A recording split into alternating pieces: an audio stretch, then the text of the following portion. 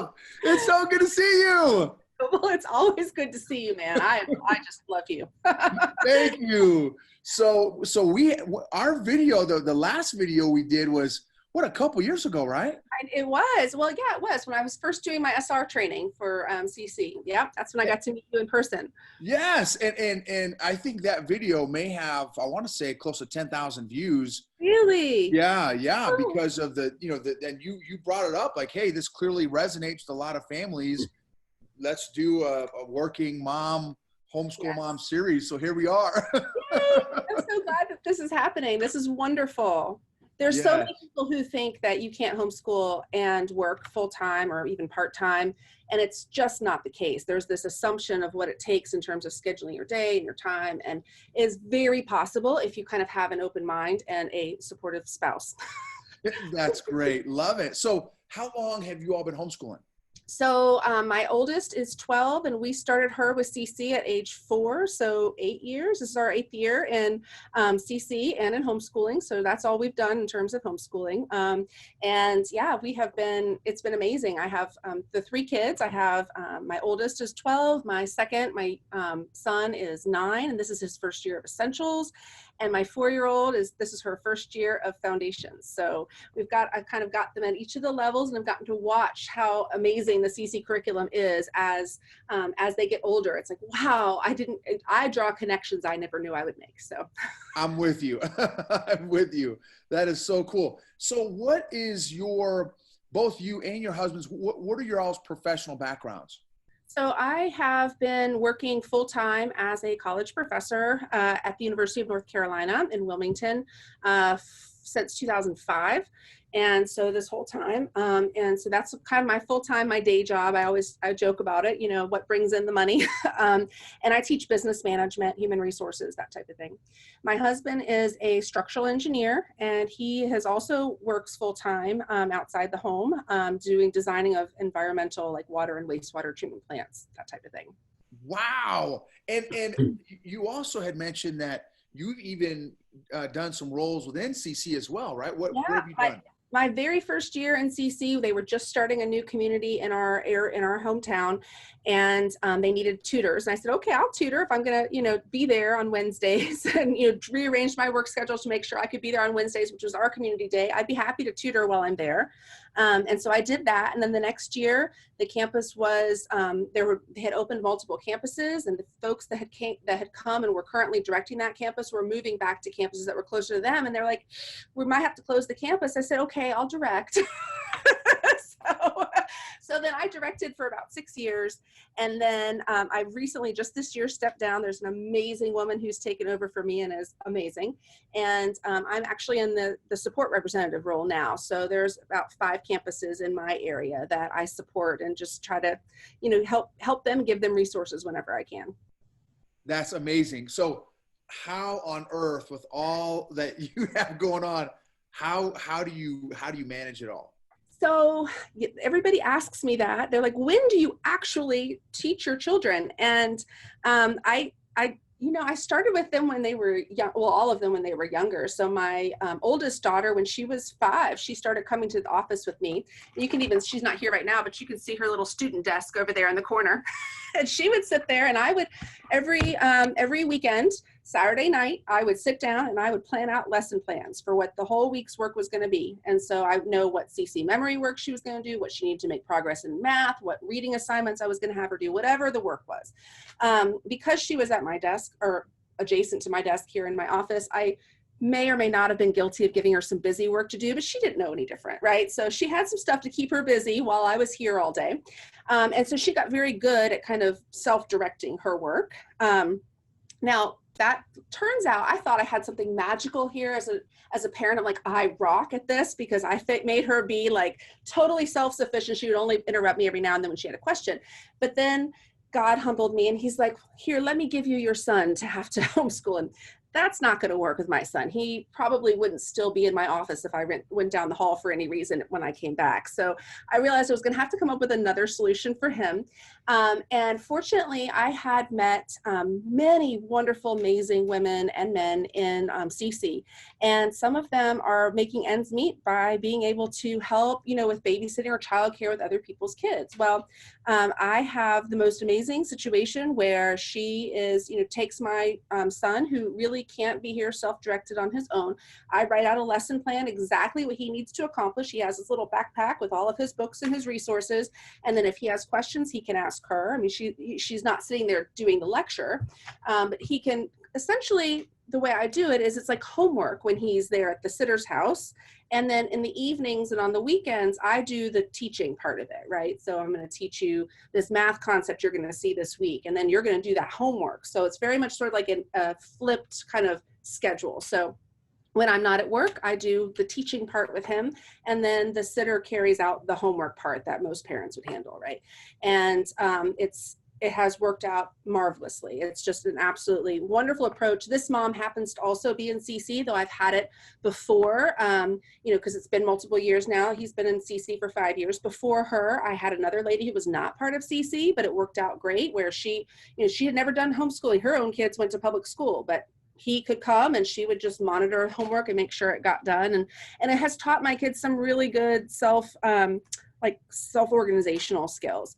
Now, my third child is 4 now, so it's just CC memory work for her, and her ABCs and learning how to read. And so that's stuff that normally I can handle in evenings on the weekends, and then she does CC memory review with my son with the sitter. So it works out marvelously. And I always tell people when they say, well, how do you make all this happen? And I think it's really about opening your mind to that not everything has to look like it looked like for you when you were a kid, right?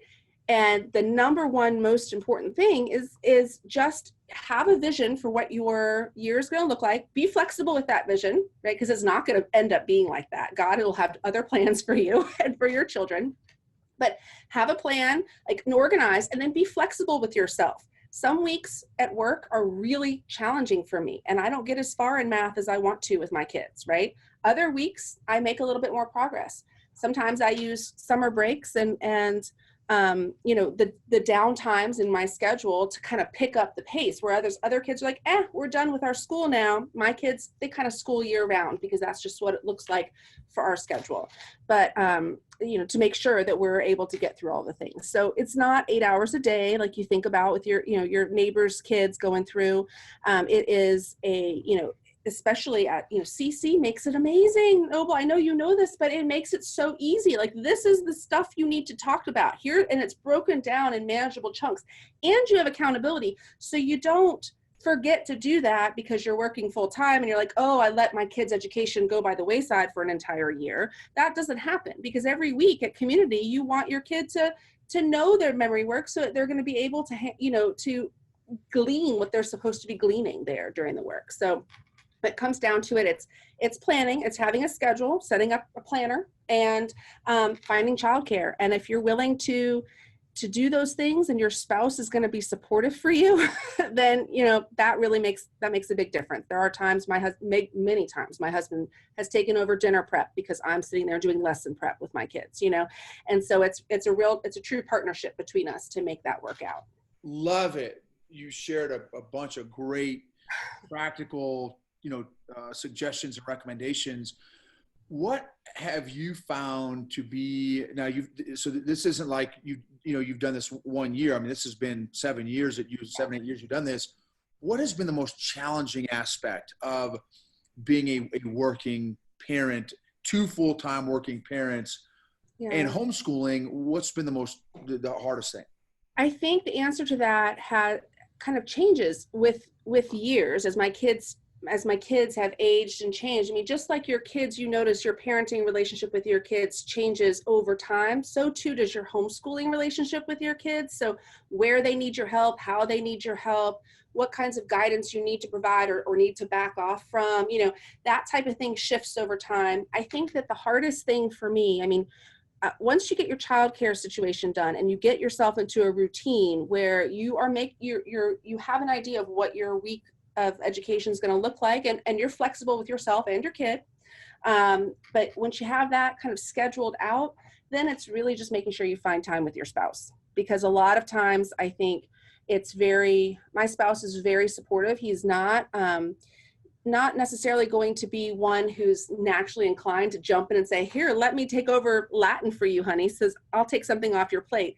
But if I say, honey, I have this very specific thing, I've got late meetings at work, but my son needs to work on his presentation tomorrow. Can you help him figure out what his presentation is and practice it? Or can you help him go through this one particular math lesson on these pages? He's very good at taking that kind of direction, which is immensely helpful to me. And the other thing is he's an amazing partner to me in that he sees, okay, Jess is sitting there, she's busy teaching a math lesson or a Latin lesson or whatever with whatever child I'm working with. Clearly, if we're going to eat, it's going to have to be me who makes that dinner. And he doesn't make me feel bad for that. He doesn't, I never feel as though I have somehow fallen down the job as a mom. And I think that's 100% credit to my husband for being willing to, yes, he was at work all day too, but just because he's home doesn't necessarily mean that he doesn't have things that he can do to help me as well. So that is tremendously important. I think that's true whether you're a full-time homeschooling mom or a full-time working and homeschooling mom. Like the spousal support is so important. So the hard thing though is because we'll often kind of like we're together the perfect parent. Sometimes we don't necessarily find the time to go together to be just us because there's always something that needs to happen for the kids. And so that's the challenging thing, I think. And what I've learned is you have to be really purposeful about it. And I think that will look different in every marriage. But for me, if it's not scheduled in, it's not going to happen because I live by what's in my calendar because that's the only way I can make my world work. And so I've had to learn to schedule in husband-wife time, even if it's only in short increments here and there. That's huge. Yeah. That's excellent advice. How do you recharge, Jessica? How do you? So I love the making sure you're scheduling the husband-wife time in there, which is huge. How about you? How about your time? How do you recharge? That is a hard question. I think many of us, whether we're working full-time or not, find it difficult to, we feel guilty to take time for ourselves because, gosh, there's something more I could be doing. If it's not teaching the kids, I could be making the house a little cleaner, or I could be organizing something. There's always something I could do. And I very rarely, you'll never find me sitting on the couch watching TV. I don't have time for that. And so I'm willing to give that up. Some people may not be, and they think that's, hard. So I find ways to recharge that might look different than others. When I'm driving to and from work, I'm religiously listening to my audiobooks. My kids aren't in the car. If they are in the car, then I have my earbuds in. We're talking too, don't get me wrong. But I listen to those because that's my little escape.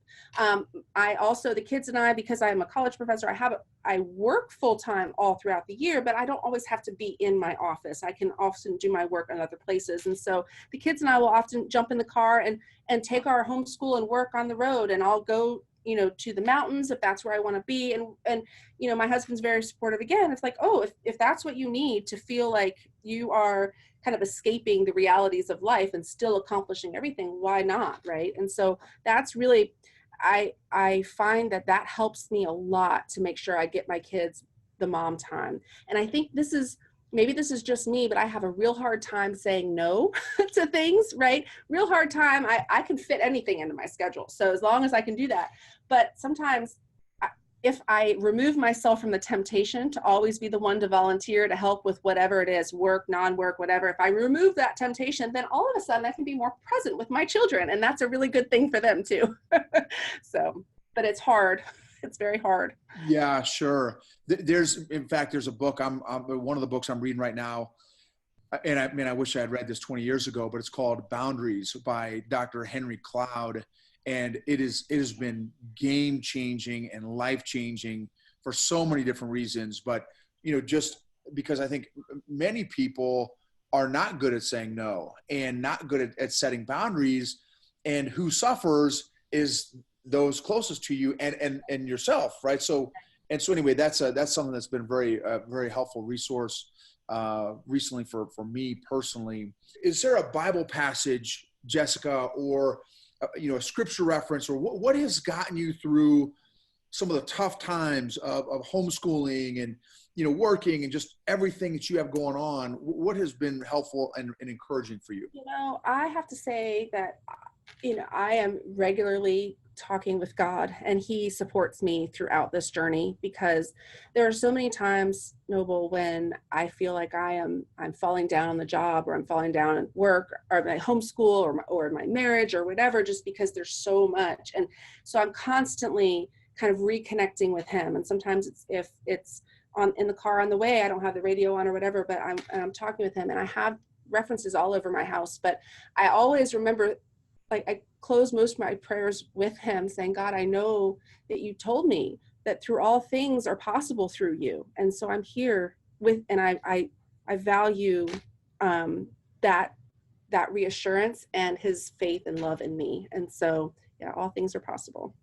That's great. Any final, words of wisdom or encouragement to the homeschooling mom out there, or the one who's like, man, can I work and still homeschool? So I absolutely do. I think that there will be many naysayers who say there's no way you can do this, right?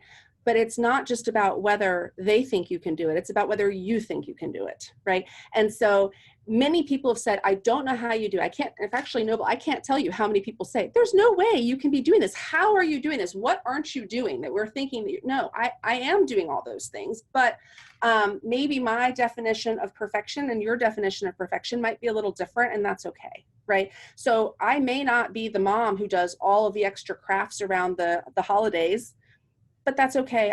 I do occasionally bake cookies with my kids. So I call that a win, right?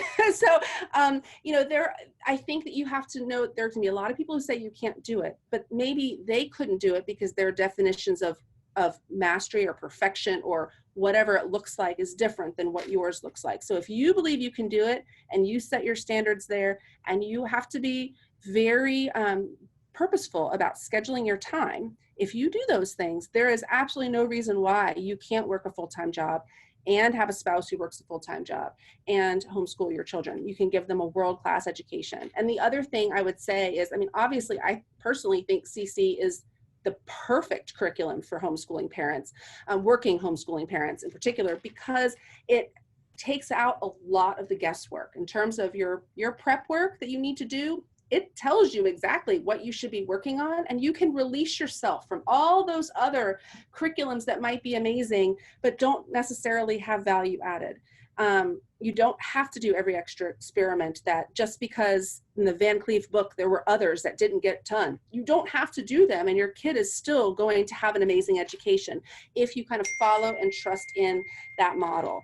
And so that is, it's kind of a conglomeration of things, but it's my little pep talk to every person who's ever asked me, is it possible for me to do this? Yes, it's possible for you to do this if you understand what you're looking for and you don't let others dissuade you, because you have to understand your lens of the world and theirs might be slightly different, and that's okay. Love it, Jessica. And that makes me think of a couple things. One, if God has called you to it, he will get you through it. And number two, and this is something, man, that I am absolutely guilty of or have been in the past, is the whole comparison disease. Right. Well, man, if Jessica's doing it, that means I have to. Well, your bandwidth and capacity may be different than my capacity and bandwidth. And so, and I want to say it's in 1 Corinthians 15, but somewhere it says in the Bible, do not compare yourself with others. And so, and I find so many homeschooling families get caught up in that. It's the Pinterest mom syndrome, right? Like, oh, well, if it's on Pinterest, then that's something that I've got to do. Or, well, I did 8 hours in public schools. So, my little Johnny who's 4 needs to be doing 8 hours in school. It's like, no, that's not what it looks like. Yeah. And you have to release yourself from artificial expectations. What artificial constraints are you or are others placing on your ability to do it? It comes down to that. There are a lot of constraints we place upon ourselves, and others looking in who don't understand how we can juggle things, place artificial constraints, and they just don't have to be there. And I think that it is eminently possible if you can get the childcare situation taken care of, because that's important. You just don't want to leave your kids at home all by themselves until they get old enough, you know. So you want to have that taken care of, and you want to make sure that you are regimenting your own schedule enough that you can make sure that work is getting done and that you're meeting your expectations of your supervisor at work too, because you got to do both. Love it. That's great, Jessica. Well, thank you so much Absolutely. for your time. This has been great. I'm excited to let a whole bunch of folks watch this. And if you're watching this, please share a comment or takeaway or an insight that you got from what Jessica shared. Thank you so much, Jessica. God bless you. God bless you too. Bye, Noble. Thank you.